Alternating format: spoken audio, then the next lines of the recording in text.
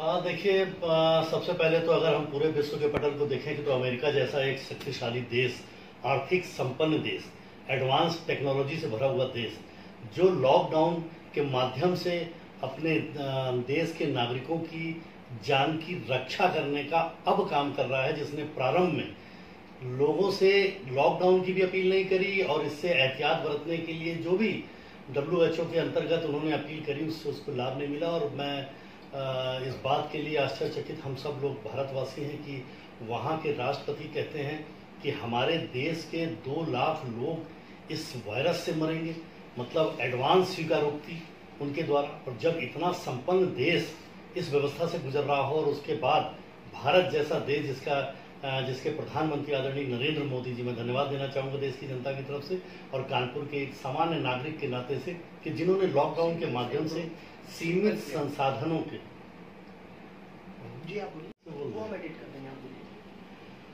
संसाधनों के माध्यम से ही आदरणीय मोदी जी ने लॉकडाउन की अपील करी और लोगों ने इस अपील को माना, और माना ही नहीं, उससे काफी कुछ नियंत्रित करने का भी काम किया। और सरकार ने इतने लंबे समय तक इस लॉकडाउन का पालन करवाया और लोगों ने इस अपील को माना, अपनी गाइडलाइंस जारी करी और एक इस प्रकार का वातावरण देने का सरकार ने काम किया। चाहे आदरणीय मोदी जी हो या उत्तर प्रदेश के मुख्यमंत्री आदरणीय योगी जी हो, दोनों ही लोगों ने अपनी सरकार के माध्यम से जरूरी चीजों को घर घर तक पहुंचा करके और लोगों की सेवा में अपनी सरकार को समर्पित करते हुए लोगों की जान को बचाने का भी काम लगातार किया है। और साथ ही साथ उन्होंने खुल करके कहा, आदरणीय मोदी जी ने खुल करके कहा कि हमारे पास कोरोना से लेकर के लोगों की जानों को बचाने के लिए कोई साधन ऐसा नहीं, यानी दवा नहीं है। इसके लिए सबसे बेहतर दवा है कि हम सोशल डिस्टेंस मेंटेन करें, मास्क आदि का प्रयोग करें और जो सरकार की गाइडलाइंस है उसका पालन करें। सब लोगों ने ये किया और काफी कुछ इस पर नियंत्रित हो गया। लेकिन इसके बाद जैसे ही अनलॉक 1 प्रारंभ हुआ तो लोगों ने, मुझे लगता है कि कोरोना जैसे वायरस से लोगों का ध्यान बटा और लोगों ने अनजान, मैं कह सकता हूं कि अनजाने में ही लोगों ने इसकी सोशल डिस्टेंसिंग मेंटेन को कम कर दिया, मास्क लगाना कम कर दिया। और इसके पेशेंट इस कालखंड में, जब बरसात का समय है, पूरे साल में सर्वाधिक अच्छा समय वायरसों के लिए डेवलप करने का ये होता है, उस समय ये कोरोना का वायरस डेवलप किया है। और आज गली गली घर घर कोरोना के पेशेंट निकल रहे हैं, जो बड़ी चुनौती बनते जा रहे हैं। और सीमित संसाधन होने के बाद, इसकी वैक्सीन न होने के बाद लोगों की जान को बचाना एक नई चुनौती बना है। लेकिन सरकार इसमें पूरी तरीके से काम कर रही है और जिसके कारण से अब पुनः इसके लॉकडाउन को लगाया गया है, जिससे लोगों की जान बच सके। सर, एक प्रश्न, जब पहला लॉकडाउन हुआ था तो ये कहीं ना कहीं आरोप लगने लगे कि अगर फ्लाइट उस समय रोक दी जाती तो जो बाहर का व्यक्ति आया था विदेश से, तो कहीं ना कहीं संक्रमण भारत में बचता। देखिए, इस पर अगर मैं ये कहूँगा कि पूरे विश्व में भगदड़ जैसी मच गई है इस, जब से कोरोना वायरस, ये पहली बार इस प्रकार का वायरस आया, इससे पहले कभी इस प्रकार का वायरस नहीं आया। इसलिए किसी भी देश की कोई भी सरकार पहले से इस पर कोई नियंत्रण की योजना नहीं बना पाई। इसलिए भी नहीं बना सकती कि जब अभी वैक्सीन नहीं बना, तो आप कल्पना कर सकते हैं उस समय भी कैसे बनता। इसलिए लोगों का अपने देश में आना, अपने क्षेत्र में आना और इस लॉकडाउन के पीरियड में तभी लोगों ने पैदल चलना प्रारंभ कर दिया। और ऐसी स्थिति बन गई है, ऐसी कोरोना को लेकर के कि मजबूरी बन जाती है कि वहां पर फिर लॉकडाउन को लगाना और किसी भी तरीके से देश के लोगों की रक्षा करना। ये आदरणीय मोदी जी और योगी जी के संकल्प के कारण से संभव हो रहा था। लेकिन परंतु फिर भी अनजाने में ही लोगों के द्वारा ये सोशल डिस्टेंस मेंटेन टूट जाना, ये एक नया सरदर्द बना हुआ है, जिसको भी कंट्रोल करना बहुत आवश्यक है। सर, जैसा कि आपने बताया कि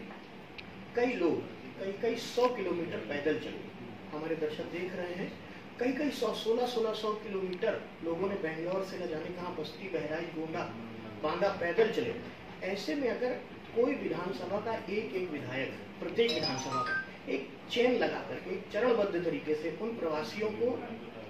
रोकने के लिए भोजन पानी की व्यवस्था करा था, तो किसी की मांसपेशियां फट रही, किसी को खाना नहीं मिल रहा, छोटे बच्चे, कहीं ऐसा हो नहीं सकता था क्या? ये बात बिल्कुल ठीक है कि जो समस्या थी उसमें बहुत अच्छा समाधान निकाला गया, लेकिन एक ये भी विकल्प था। देखिए, मैं बिल्कुल अगर खुल करके कहूँ तो एक नागरिक के नाते से 30 वर्ष लगातार पार्टी संगठन में काम करते हुए और लगभग 35 वर्ष का मेरा राजनीतिक कालखंड आज़ाद भारत के इतिहास में मैं दावे के साथ कह सकता हूं कि आदरणीय योगी आदित्यनाथ जी महाराज मुख्यमंत्री उत्तर प्रदेश और इस देश के यशस्वी प्रधानमंत्री आदरणीय नरेंद्र मोदी जी ने ठीक व्यवस्थाओं को जन्म दिया था, ठीक व्यवस्थाएं की थी और हम सब लोगों को बहुत स्पष्ट निर्देश पार्टी की तरफ से भी, हमारे और संगठन की तरफ से भी और हमारे सरकार की तरफ से भी, जनप्रतिनिधि होने के नाते से बहुत ठीक प्रकार से संदेश ही नहीं, एक आदेश भी था कि कोई भूखा ना सोए, सबकी मदद हो। हम लोगों ने इस कड़ी में अपनी अपनी विधानसभा में ठीक प्रकार से संभालने का काम किया। लेकिन एक बड़ा प्रश्न इस देश की जनता के सामने है कि कहीं पर भी इस मतलब यूँ अगर कहें कि एक आपातकाल कह दें इस वायरस को लेकर के, कि इस वायरस के आपातकाल के इस कालखंड में उन राज्यों को भी देखना चाहिए जहां पर केवल राजनीति के अंतर्गत, और उन दलों को भी सोचना चाहिए कि केवल राजनीति के अंतर्गत लोगों की जान से खिलवाड़ नहीं किया जाना चाहिए। आप ही लोगों ने टीवी चैनल पर दिखाया था कि किस प्रकार से महाराष्ट्र में, राजस्थान में कह दिया गया कि भाई 2 दिन के लिए केवल सीमाएं खुली, इसके बाद सील हो जाएंगी, 4 महीने बाद खुलेंगी। लोगों में भगदड़ मच गई। जिन प्रवासी लोगों से आपने अपने स्टेट का डेवलपमेंट कराया, उनके श्रम का उपयोग किया और अपने राज्य को आप आर्थिक रूप से संपन्न बनाने में, उसको विकास कराने में सहयोग लिया। आज आपने कोरोना जैसे वायरस में उनको अपने यहाँ से खदेड़ देने का काम किया, लोगों को सड़कों पे लावारिस जैसा छोड़ दिया। ऐसे में हमने और हमारी सरकार ने पूरा संभालने का प्रयास किया, लेकिन जितने ज्यादा संख्या में लोगों का आगमन था, उनकी उतनी ही बड़ी संख्या में हमारे द्वारा उनके भोजन की व्यवस्था, दवाई की व्यवस्था, रुकने की व्यवस्था, सरकार के द्वारा अलग, हम लोगों के द्वारा अलग, हम लोगों के द्वारा सामाजिक संगठनों से अपील करके, लोगों के द्वारा अलग, उनको आगे बढ़ा करके कई माध्यमों से उन लोगों की सेवा करने का पूरा प्रयास किया गया। लेकिन ये प्रश्न इस देश की जनता और उत्तर प्रदेश और कानपुर की जनता अवश्य उन राजनीतिक दलों से जानना चाहती है कि इन लोगों ने ऐसा उन लोगों के श्रम का उपयोग करके उनको लावारिस हालत में इस संकट के काल में क्यों छोड़ा। सर, ये बात चूंकि प्रदेश की है, हम प्रदेश में ही रहेंगे, लेकिन अगर बात हम महाराष्ट्र की करते हैं तो ऐसा भी आरोप लगाया जा रहा था कि महाराष्ट्र सरकार द्वारा कि जो रेल मंत्री हैं उनके द्वारा किसी तरीके की कोई सूचना नहीं दी गई। खैर, हम प्रदेश में ही रहेंगे। क्या लगता है ये लॉकडाउन जो ये लगा है 13 तारीख की सुबह प्रातः 5 बजे का, प्रातः 5 बजे का क्या अर्थ है? या तो 14 की 5 हो जाए या 12 वाली हो जाए। नहीं, देखिए, आदमी सवेरे अपनी 5 बजे से दिनचर्या प्रारंभ करता है। आप देखते होंगे सब्जी की मंडी में, जगह जगह छोटे छोटे उसमें बाजारों में जो थोक व्यापार हैं, वहाँ पर लोग सवेरे निकल करके और इकट्ठा होकर के और इसकी परचेजिंग करते हैं। परचेजिंग करने के बाद फिर वो मार्केट में लगा करके सेल करते हैं। तो इसलिए वो सवेरे से, रात में आदमी सोया और सवेरे से उसको एक दिन पहले बता दिया गया, यानी अपनी जो संसाधन उसको वो करने, इकट्ठा करने, उसने अपना इकट्ठा कर लिया। लेकिन उसके बाद सवेरे 5 बजे से यानी बता दिया गया कि आप सवेरे से अगर हम उसको 5-8 करते हैं, 10 करते हैं, तो फिर एक उस दिन का प्रारंभ होना और सोशल डिस्टेंसिंग का टूटना और लॉकडाउन को प्रभावित करना, ये क्रम एक प्रारंभ हो जाता है जिसका नियंत्रण करना फिर मुश्किल होता है। इसलिए सवेरे 5 बजे से ही उसको आदरणीय योगी आदित्यनाथ जी महाराज ने हम सब की भलाई के लिए, नागरिक की भलाई के लिए, इसको राजनीति और दलगत राजनीति से ऊपर उठ करके देखा जाना चाहिए, इसको धर्म क्षेत्र और भाषाभाषी से ऊपर उठ करके देखा जाना चाहिए कि किस प्रकार से हम लोगों की जान को बचाने के लिए, मैं विधायक होने के नाते से नहीं कह रहा, मैं भारतीय जनता पार्टी का कार्यकर्ता होने के नाते से नहीं कह रहा, मैं एक आम नागरिक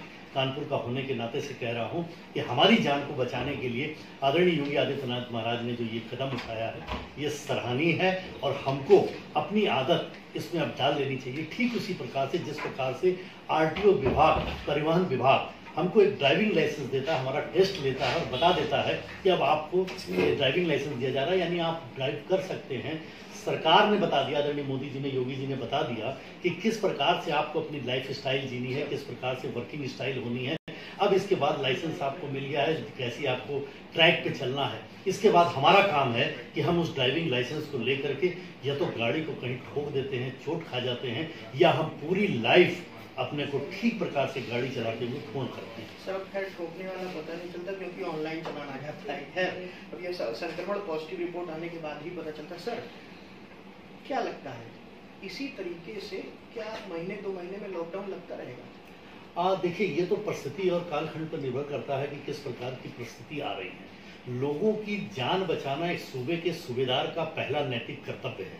जिसका पालन आदरणीय योगी आदित्यनाथ जी महाराज, उत्तर प्रदेश के माननीय मुख्यमंत्री जी ठीक प्रकार से कर रहे हैं। और एक इसी प्रकार का नेतृत्व उत्तर प्रदेश में ये पहली बार मिला है और इसी तरह का नेतृत्व होना चाहिए जो भारतीय जनता पार्टी की सरकार करती है, कि लोगों की जान बचाना प्राथमिक है, इसके बाद सब कुछ है। यदि हम जिंदा रहेंगे तो हम इस सामाजिक, अपने व्यवहारिक, अपने पारिवारिक अपने सभी दायित्वों को भी पूरा कर पाएंगे और अपने जीवन का यापन भी कर पाएंगे। लेकिन जब हमारा जीवन ही नहीं बचेगा तो हम बाकी चीज़ों से फिर कहाँ उसका मेल खा पाएगा। सर, सुषमा जी का एक वक्तव्य असेंबली का कि जो भारत का गरीब नागरिक है वो औसत की भाषा महंगाई को नहीं याद रख पाता है। उसको तो बस इतना पता हो कि दूध 1 रुपये महंगा हुआ, सब्जी 2 रुपये महंगी हुई या कितने रुपए महंगी हुई। इस समय आपने भी अपनी विधानसभा में देखा, कई एप्लीकेशंस आपके पास आई होंगी। इस कोरोना काल में एक समस्या ये भी रही कि जो स्कूल के अभिभावक थे, जो बच्चे थे, स्कूल वालों के लिए भी हित में और अभिभावकों के लिए भी हित में, क्योंकि ये लॉकडाउन ना मेरा था ना आपका था, ये सबका था, ये किसी व्यक्ति विशेष को देख के नहीं आता। ऐसे में जो उनकी एक आय का साधन था वो कहीं ना कहीं ब्रेक डाउन हुआ। उसके लिए आपने क्या किया और आप क्या कर रहे हैं? देखिए, आपने बहुत अच्छा प्रश्न किया। ये फीस माफ़ी को लेकर के मैंने लोगों से जानकारी ली थी, क्योंकि मैं सड़क पर रहने वाला व्यक्ति हूँ और घर घर जाकर के संपर्क करने वाला व्यक्ति, इसलिए मुझे इस चीज़ की आवश्यकता नहीं होती कि कोई मुझको ज्ञापन दे, तब मुझे समस्या का ज्ञान हो। मुझे समस्या का ज्ञान हुआ, मैंने उसको स्वयं संज्ञान में लेकर के और सबसे पहले कानपुर के जिलाधिकारी महोदय को संज्ञान दिया कि मैंने कहा इस समय परिस्थितियाँ ऐसी हैं कि लोगों को फीस में कम से कम लॉकडाउन के पीरियड में 3 महीने की फीस ICSE बोर्ड और CBSE बोर्ड की माफ़ होनी चाहिए, और साथ ही साथ जो वहाँ पे कर्मचारी हैं और जो शिक्षक हैं उनकी भी सैलरी उनको प्राप्त हो, ऐसी व्यवस्था होनी चाहिए। और उत्तर प्रदेश सरकार को मैं धन्यवाद देना चाहूँगा, आदरणीय डॉक्टर दिनेश शर्मा जी को धन्यवाद देना चाहूँगा। मैं जब इस समस्या को लेकर के डॉक्टर दिनेश शर्मा जी माननीय डिप्टी चीफ मिनिस्टर और शिक्षा मंत्री जी के पास गया तो उन्होंने सचिवालय में इस कोरोना के पीरियड में भी मुझको समय देकर के पूरी तरीके से मेरी बात को सुना, और मैं धन्यवाद दूंगा उत्तर प्रदेश के मुख्यमंत्री योगी आदित्यनाथ जी महाराज को, डॉक्टर दिनेश शर्मा जी को, कि जिन्होंने अपने सारे सरकारी उसमें इस फीस की माफ़ी का भी किया है, सारे छूट भी दी है, जो वेबसाइट पर है अगर आप देखेंगे उत्तर प्रदेश सरकार की। लेकिन प्रश्न बनता है ICSE बोर्ड और CBSE बोर्ड का। ये जो समस्या है ये ICSE बोर्ड और CBSE बोर्ड है, जिस पर सरकार का नियंत्रण नहीं है। आपने अभी देखा होगा कि सुप्रीम कोर्ट और हाई कोर्ट भी इसमें फीस माफी को लेकर के इनकार कर रहे हैं, हस्तक्षेप से भी इनकार कर रहे हैं, क्योंकि इनके पास इनका अपना स्वैच्छिक और स्वतंत्र ये बोर्ड है। पर अब उत्तर प्रदेश सरकार में जब आग्रह हम लोगों का हुआ और हमारे योगी जी ने कदम बढ़ाया, इस पर एक कमेटी बना दी गई है, जो कमेटी इस पर लॉ बनाएगी, अधिनियम आएगा और इन पर नियंत्रित रहेगा। लेकिन अभी की जो समस्या है, तो मैं बहुत कुछ कानपुर वासी जानते हैं कि किस प्रकार से बड़े बड़े विद्यालय ICSE बोर्ड और CBSE बोर्ड के हैं कि जो अपने टीचरों की और कर्मचारियों की सैलरी पूरे साल भर की दे सकते हैं। मुझे लगता है कि मानवता के इस दृष्टिकोण से उन सब विद्यालयों के प्रबंधकों को और प्रधानाचार्यों को आगे आना चाहिए, वहाँ के शिक्षकों को, कर्मचारियों को भी वेतन मिलना चाहिए। वहाँ के 3 पैसा अर्थ जीवन के लिए बहुत कुछ हो सकता है, लेकिन सब कुछ नहीं है। आप कुछ ऐसा काम भी कर सकते हैं जो आप अपने ईश्वर भगवान न करे सबने इस दुनिया से जाना है, इस दुनिया से जाने के बाद भी आप अपने साथ लेकर के जाएं। मुझे लगता है ऐसा परोपकार इस 3 महीने की फीस को माफ करके आम जन के हित में करना चाहिए। सर, मैं थोड़ा सा विषय को बाहर लेके चलूंगा। आज से अगर 40 साल पहले चले तो जो हमारे पिताजी थे, दादाजी थे, उन्होंने जो चीजें कायम की सामान्य एजुकेशन लेकर के, जो सामान्य एजुकेशन लेकर के हमारे पूर्वजों ने जिस तरीके की एक सल्तनत बना दी, जिस तरीके की एक दिशा निर्देशित हम लोगों को कर दिया, हम लोग इतनी डिग्रियां पाने के बावजूद, हम आप कोई भी हो, वो डिसाइड नहीं कर पा रहा है कि जाना कहाँ है। ऐसे में स्मार्टफोन तो सबके पास है, लेकिन फिर भी नहीं बच्चा डिसाइड कर पा रहा है, युवा डिसाइड कर पा रहा है कि जाना कहाँ है। आप ऐसे में मार्गदर्शन कीजिए, आप विधानसभा के मुखिया हैं, कि ऐसे में उनको क्या करना चाहिए, जो कि नन्हे मुन्ने जो बच्चे जो प्री स्कूल में पढ़ रहे हैं, इस समय पढ़ते, कोरोना काल अगर ना होता तो ऑनलाइन पद्धति में कैमरे के सामने 2-2, 3-3, 4-4 घंटे बैठ करके उनका स्पाइन में दर्द होना, नेक पे प्रॉब्लम होना, ट्रेकिया में दर्द होना, आंखों में पेन होना, ये तरीके का ऑनलाइन शिक्षा पद्धति एक विकल्प है, ना कि रास्ता। हाँ, बिल्कुल आप ठीक कर रहे हैं कि ऑनलाइन पद्धति अभी रास्ता नहीं है उसका, और ना हम अभी उसके लिए हेल्पफुल है, ना मानसिक रूप से तैयार है, तो इसलिए उस व्यवस्था में। लेकिन कोरोना कालखंड में इसमें सारी चीज़ें परिस्थितिवश ही डेवलप है और उनमें परिस्थितिवश ही निर्णय लेना पड़ता है। ये एक विशेष प्रकार का कालखंड है, इस पर हम अपनी पद्धतियों के आधार पर, संस्कृति के आधार पर अपने जीवन का यापन और व्यवस्थाओं का यापन नहीं कर सकते। ये हम आज के ही परिस्थिति और कालखंड के आधार पर निर्णय लेकर के अपने को आगे बढ़ा सकते हैं। आप याद करिए, इसके लिए थोड़ा सा उदाहरण देने के लिए मैं पीछे जाऊंगा। जब ये देश आज़ाद हुआ अंग्रेजों के हाथ से हमारे हाथ में जब ये देश आया था, उस समय व्यवस्थाओं को डॉक्टर भीमराव अम्बेडकर जी ने जब संविधान की रचना करी थी, उस समय ये देश किस प्रकार से चलेगा उन व्यवस्थाओं को तुरंत लागू नहीं हो रहा था और तुरंत ही सारी व्यवस्थाएं नियंत्रित नहीं हो पा रही थी। लेकिन धीरे धीरे देश आज तरक्की किया। अब जो नव भारत का निर्माण माननीय मोदी, आदरणीय देश के प्रधानमंत्री नरेंद्र मोदी जी कर रहे हैं, इस नव भारत के निर्माण में जो हमारा युवा वर्ग है, हम सब लोगों ने जिस प्रकार की शिक्षा ग्रहण की वो अपने प्रकार की थी, आज जो हमारे बच्चे कर रहे हैं वो अपने प्रकार की कर रहे हैं। आने वाली पीढ़ी अपने प्रकार से इस रोजगार का सृजन करेगी और जो नौकरी पाने के लिए लालायित थे, मुझे लगता है अब वो नौकरी देने की स्थिति में रहते हैं और उनके अंदर डेवलपमेंट की सोच है। उनको लगता है कि मैं किसी की नौकरी और किसी की चाकरी क्यों करूं, मैं स्वयं ही अपना व्यापार करके बल्कि दो चार के लिए और रोजगार के साधन को सृजन करूं। तो नए प्रकार के भारत का निर्माण होने में जो ये कालखंड थोड़ा सा जाएगा, इसमें हो सकता है कि हम आपको थोड़ी परेशानी उठानी पड़े, लेकिन हमारा ये त्याग हमें कहीं ना कहीं लाभ देगा। नरेंद्र मोदी जैसा इस देश में पहली बार एक प्रकार के प्रधानमंत्री आए हैं जिन्होंने बड़े अभावों के साथ गरीबी में और सीमित संसाधनों में और रोटी के भी अभाव को जीते हुए चाय बेचते हुए अपने जीवन को यापन किया था। और जब इतना कष्ट झेलते हुए एक व्यक्ति अगर देश का प्रधान सेवक बनता है, प्रधानमंत्री ने उन्होंने अपने को प्रधान सेवक का, और जब उनके मुंह से निकलता है कि कोई भी सरकार, आप याद करिए 2014 में जब पहली बार उन्होंने प्रधानमंत्री की शपथ ली और देश के 125 करोड़ तत्कालीन लोगों को संबोधित किया, तो उनके मुंह से पहला वाक्य निकला था कि कोई भी सरकार, उन्होंने नैतिकता की बात की थी, अपनी सरकार की बात नहीं की थी, उन्होंने कहा कोई भी सरकार गरीबों के लिए होनी चाहिए और कोई भी सरकार गरीबों को समर्पित होनी चाहिए। और उसी आधार पर उन्होंने सरकार चलाई और उसी आधार पर योगी आदित्यनाथ जी सरकार चला रहे हैं। अब जो ये नया भारत का निर्माण हो रहा है, ये नौजवान पीढ़ी जब इस भारत को अपने हाथ में लेगी, बहुत ज़्यादा समय नहीं होगा, मुझे लगता है 2-4-5 साल का ही ये मात्र समय होगा जिस पर ये नौजवान जब भारत को अपने हाथ में पूरी तरीके से लेगा, न रोजगार का संकट होगा और न रोजगार देने वालों का। सर न रोजगार का संकट होगा, न रोजगार देने वालों का संकट होगा, लेकिन नोटबंदी के बाद व्यापारी, लॉकडाउन और नोटबंदी दोनों से तो व्यापारी त्राहिमाम कर रहे हैं। हाँ नहीं, देखिए नोटबंदी में व्यापारियों ने, कुछ लोगों ने जरूर बोला है, लेकिन ज़्यादातर लोगों ने इसका स्वागत किया है। जो भी लोग व्यापार के बड़े व्यापारी हैं, मझोले व्यापारी हैं, छोटे व्यापारी हैं, जो जिस जद में है, उसने, मैंने देखा है कि काफ़ी लोगों ने इसको नई व्यवस्था को स्वीकारा है और अच्छा माना है। तो उससे आप देख लीजिए कि किस प्रकार से लोग जमीनों पर मानते थे। मेरे पास क्या है कि 100 बीघा जमीन है, आज वो 100 बीघे में 1 बीघा जमीन बेचने के लिए तरस रहे हैं, कोई लेने वाला नहीं है। तो ये जो पद्धति की तरफ हम जा रहे थे, इसमें अमीर और अमीर हो रहा था, गरीब और गरीब हो रहा था। उस व्यवस्था को सम करने के लिए मोदी जी ने जो व्यवस्था दी है, उसका अंतोगत्वा सबने स्वागत किया है। अगर उसका प्रभाव होता तो 2019 के लोकसभा के चुनाव में दिखाई देता। सर नोटबंदी, फिर कोरोना काल, स्कूल की फीस को लेकर के मामला, और अब एक नया मामला हो रहा है। आपकी विधानसभा से आपके पास शिकायतों के पत्र आए जरूर होंगे,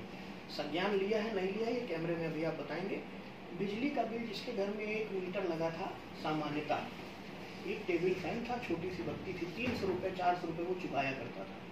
अब 1300-1800 रुपये मेरे पास प्रमाण। हाँ देखिए, आपकी बात बिल्कुल, ये प्रश्न भी आपका बहुत उचित है और जनहित का प्रश्न है। मैंने इसको भी संज्ञान में लिया और मैं इस बिजली के प्रश्न को लेकर के मैं आदरणीय ऊर्जा मंत्री श्रीकांत जी से मिला। श्रीकांत शर्मा जी ने मेरी पूरी बात सुनी उसी लॉकडाउन के पीरियड में। आप सब लोगों ने इसको दिखाया था। मैंने उनसे आग्रह किया था कि बहुत सारे गरीब, मैंने इतना ही नहीं आग्रह किया था, मैंने तो उनसे कहा था कि बहुत गरीबी रेखा के नीचे जीने वाले लोग भी जो इस बिल को देने में सक्षम नहीं है। जब उस वक्त उन्होंने बातचीत करी तो निकल करके आया कि इस लॉकडाउन के पीरियड में सब अपनी अपनी जान को बचा रहे थे, यानी जो मीटर का रीडर था वो मीटर की रीडिंग को भी नोट करने के लिए जाने के लिए तैयार नहीं था। लिहाजा वो उन्होंने अपना जो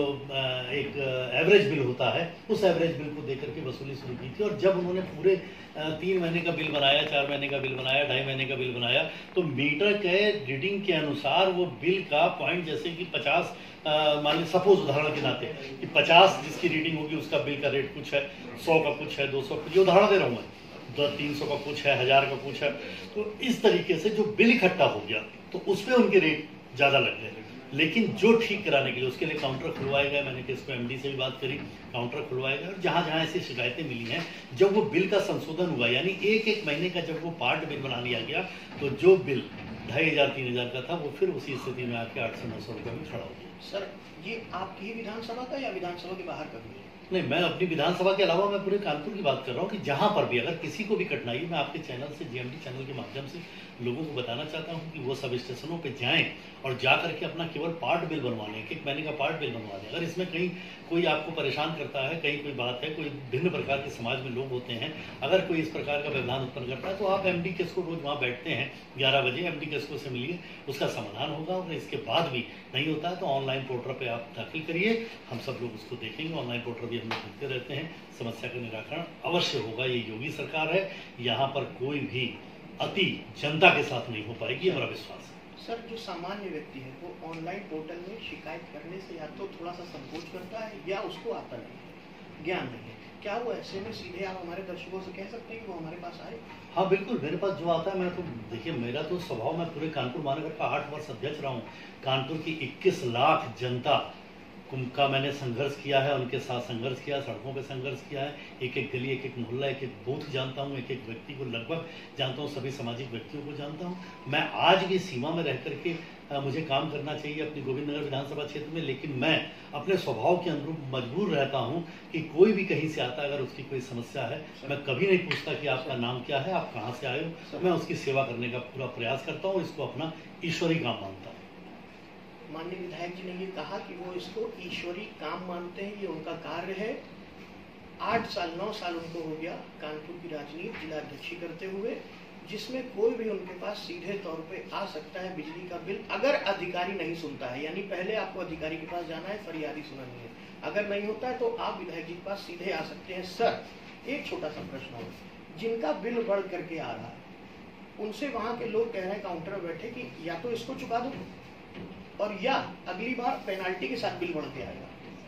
नहीं, देखिए, जो मैंने फिर वही चीज़ कही ना कि अगर वहाँ पर कोई आपको पीड़ित करता है और आपको समझ में नहीं आता है कि क्या है, तो उसके लिए एमडी बैठे हैं।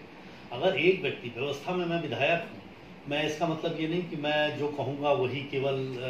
लागू होगा। मैं अगर किसी की बात को नहीं सुनता हूँ तो मेरे ऊपर मेरे नेता है, मेरे संगठन है, मेरा सरकार है, वहाँ मेरी शिकायत की जा सकती है। तो इसके लिए अगर कोई अधिकारी वहाँ पर नहीं सुनता है तो उसके ऊपर उसके एमडी हैं, उच्च अधिकारी हैं, उनको आप बता सकते हैं। जब वो नहीं सुनेंगे तो हम लोग, मुझे विश्वास है कि जिस प्रकार से एमडी के साथ हमारी बात होती है, वो लगातार उपभोक्ताओं की, चूंकि उपभोक्ताओं पर आधारित ये किसको है, उपभोक्ताओं की बात को सुनते हैं। और अगर इसमें फिर भी कोई कठिनाई है तो हम लोग उसे बताएंगे, मैं एमडी से भी बात करूंगा और आवश्यकता पड़ेगी तो ऊर्जा मंत्री से भी बात करूंगा। ये सब हम लोगों के लिए सामान्य है। हमारे लिए प्रथम ये है कि हम अपने नैतिक कर्तव्य का पालन करें, और जो हमारे मुख्यमंत्री योगी आदित्यनाथ जी महाराज ने कहा है कि लोगों की सेवा ही हमारा परम कर्तव्य है, हम उसका पालन करेंगे। सर, जब हम लोग लखनऊ गए थे कवरेज के लिए कोविड-19 के सिलसिले में, तो हम लोग को वहाँ से पता चला था कि कानपुर के एक विधायक जी हैं, सुरेंद्र मैठानी जी, लिखा पढ़ी में कई शिकायतें आप जनता की आवाज़ बन के उठाते हैं। इस समय वर्तमान में आप क्या लिखा पढ़ी में उठा रहे हैं? हाँ, इस समय तो मेरी सबसे बड़ी चिंता है कि जो गरीबों के लिए स्वास्थ्य के वो होते हैं, मैं बहुत ध्यान दे रहा हूँ कि कोई गरीब, किसी को कैंसर है, किसी को किडनी है, किसी के लीवर में वो है, जो गरीब 2 जून की रोटी नहीं खा पाता है, वो उसके अगर कोई बीमारी लग गई और उसको 1,50,000, 1.5 लाख, 2 लाख रुपए चाहिए जिससे उसका जीवन बच सकता है, तो मैं इसको अपनी प्राथमिकता पे रखता हूँ। दूसरी प्राथमिकता पे रखता हूँ कि कोई गरीब, कोई राशन से वंचित ना हो, किसी को भूखा ना रहे, उसको मिले। तीसरी प्राथमिकता मेरी रहती है कि अभी जितने प्रवासी लोग आए हैं या हमारे यहाँ के नौजवान लड़के हैं, लड़कियाँ हैं, जो रोजगार के साधन को सर्जन कर सकते हैं, उनकी तरफ मेरा ध्यान रहता है। और जो रोजगार पाने के लिए हैं, इसके लिए बराबर मैं सेवा योजन कार्यालय से लेकर के कानपुर के IIA के साथ बैठ करके और लगातार मैं इसका प्रयास कर रहा हूँ कि ज़्यादा से ज़्यादा लोगों को रोजगार से संबद्ध कर सके। पैसा कुछ कम ज़्यादा हो सकता है, लेकिन अगर उनको पेट में 2 रोटी चली जाएगी तो मुझे लगता है इसके बाद नाली, सड़क, खड़ंजा और लाइट की बात आएगी। पहले 2 रोटी आवश्यक है, रोटी उनके पेट में जानी चाहिए, ये व्यवस्था मेरी प्राथमिकता है। केंद्र और राज्य दोनों में आपकी सरकार, ऐसे में आपका जो नया निर्वाचन ये हुआ, जनता ने आपको स्वीकारा, गोविंद नगर और कानपुर दोनों प्रश्नों को हम एक कर देते हैं क्योंकि समय की भी अपनी बाध्यता है। गोविंद नगर और कानपुर महानगर को देख करके आप 2-3 कौन सी वो विशेष समस्याएं जो उठाने जा रहे हैं? हाँ, देखिए, सबसे बड़ी वो समस्या है यहाँ पे स्वास्थ्य की समस्या है, जो जिसपे लोगों को राहत मिल रही है और अधिक मिलने की आवश्यकता है। इसके लिए भी हम सब प्रयास कर रहे हैं। और दूसरा सबसे बड़ा कि जो रोजगार के साधन का सृजन होना, वो और रोजगार के साधन लोगों को मिलना, जिस भी श्रेणी का जो व्यक्ति है उसको रोजगार मिले और रोजगार प्रारंभ हो, उसके लिए जो संसाधन है उन संसाधनों का प्राप्त होना, ये सबसे बड़ी बात है जो इसमें होना चाहिए। बाकी डेवलपमेंट के काम को तो लगातार हम सब लोग कर रहे हैं। मैं अगर अपने गोविंदनगर विधानसभा क्षेत्र की बात करूं तो उत्तर प्रदेश का सबसे बड़ा छठ मैया का पूजन हमारे यहाँ होता है और लगभग 5.5 किलोमीटर लंबी नहर मेरी विधानसभा से जाती है। मेरा पूरा प्रयास हो रहा है कि चूंकि मैं जब पहली बार विधायक बना, इससे पहले मैं विधायक नहीं था, और विधायक बनने के बाद गया दिवाली के बाद जब पहला माँ का पूजन हो रहा था तो मैंने देखा कि महिलाएं हमारी अर्घ दे रही हैं, कमर तक पानी में है, मैला बह भी नहीं रहा है, केवल उतरा रहा है। मन इतना कष्ट हुआ, आंख में आंसू आए और मैंने संकल्प लिया कि लानत है मेरे जैसे विधायक पे अगर मैं छठ मैया के पूजन को अपनी विधानसभा में ठीक प्रकार से न करा पाया। संकल्पबद्ध हूं और मेरा विश्वास है और ओवर कॉन्फिडेंस है कि मैं इस बार छठ मैया के पूजन को छठ मैया के आशीर्वाद से बहुत ऐतिहासिक रूप से संपन्न कराने का काम करूंगा और साथ साथ लोगों को रोजगार प्राप्त हो, स्वास्थ्य की सेवाएं मिले, इन सब क्षेत्रों में विशेष रूप से काम करूंगा। बहुत बहुत धन्यवाद। तो आपने देखा किस तरीके से विधायक जी ने